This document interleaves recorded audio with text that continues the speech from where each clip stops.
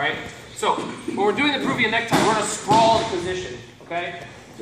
My chest, shoulder are on the top of his back. His shoulder blades. Ideally, my hand will cup on his chin. The tip of my shoulder will be in that little bone knot on the back of his neck. Okay, this is going to make me really heavy and make it harder for me to move about. Here, okay? Your body's going to be long, but since I'm talking, I'm not going to do that. Your other hand will be an overhook. Okay, we're going to go over the armpit. You'll see this best on my left side.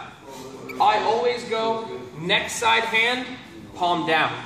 Armpit hand, palm up. And you're going to connect on the fingers, but we're not going to leave it wide. I'm going to try to make this top thumb touch my other thumb. I want to be narrow. See that amount of space? That's going to cut off. Okay? Here. How this works. My hand goes from the chin, and my fingers point, my underhook goes out. And I get my skeleton grip, my key grip.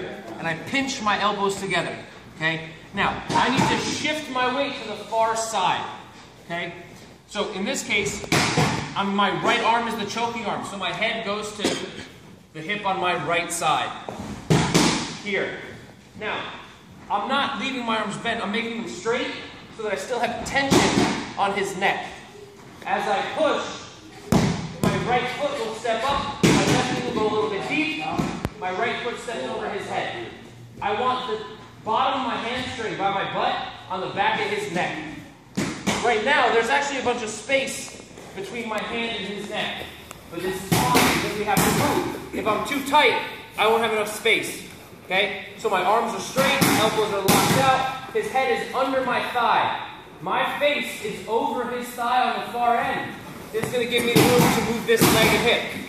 From the knee, it's a little hard. You're going to need a little bit of a jump. But you can pop to your foot quite easily.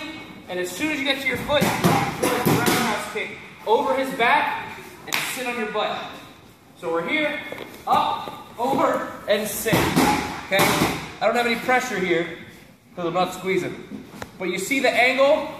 His deltoid is in my cup. My leg is on the back of his head. My other leg's over his back. If you cross your feet or not doesn't quite matter. I like to crush and stretch. And then I'll stretch my back like a hangman's noose.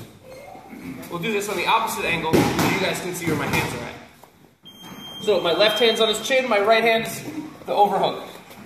So in this case, my choking hand is palm down, my other hand palm up. Pinch the elbows, reach over, knee walk, and step over. Okay? I'll work my back foot up to the foot and step over his head. Okay? Here you'll see my grip's kind of loose, just so you guys can see where we're at. I'm in his neck on my left side and just tighten his shoulder on my right side.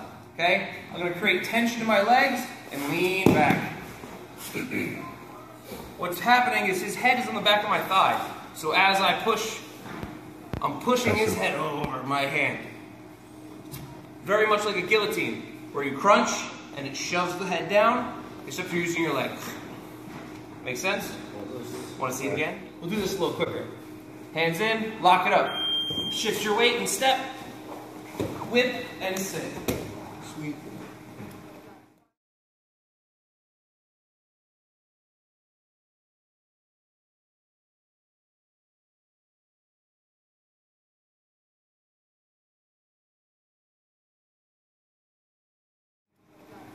Good?